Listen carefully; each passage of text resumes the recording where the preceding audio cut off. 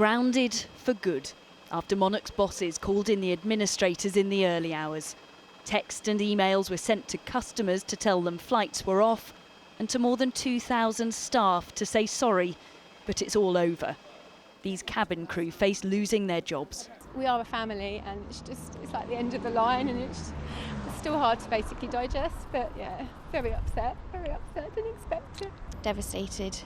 We've worked so hard to keep this company going. The last few years has been very difficult.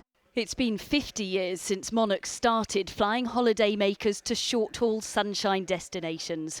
Who'd have thought then it would end with the government having to step in, instructing the Civil Aviation Authority to rescue stranded passengers?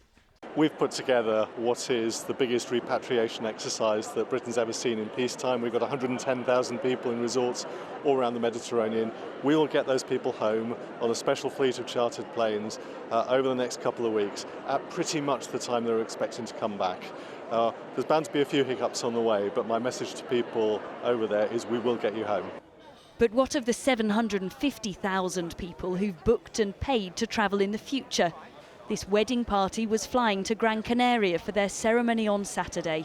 They got through passport control before they found out their flight was cancelled. It's an absolute joke. I've got 30 people here at the airport with me who've travelled from Lincolnshire and London and Bournemouth, where we're from, and now they can't even get home because the coach has gone back and everyone's just stuck here abandoned. It is really disgusting. We've been here since 4:30 or earlier this morning. It's a wedding party and we just couldn't get on the flight. Monarch's spectacular demise may have come as a surprise for passengers, but industry experts say the writing's been on the wall after an appalling year in a difficult market. With the terrorist situation, we've seen certain markets like Tunisia and Egypt taken off the market. That's had a very damaging impact. We've also seen new players come into the Western Mediterranean flight market, which has also created more competition. And we've also seen the impact of a weaker pound, which has increased fuel prices. And at the Luton headquarters, administrators played down hopes that the business could be bought. The business has been up for sale over the last few weeks. There were some indicative interests at early days. Unfortunately, these have gone.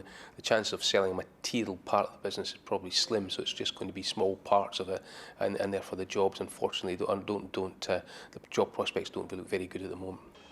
It's too early to count the full cost to employees and customers, to everyone hit by the biggest airline failure in British history.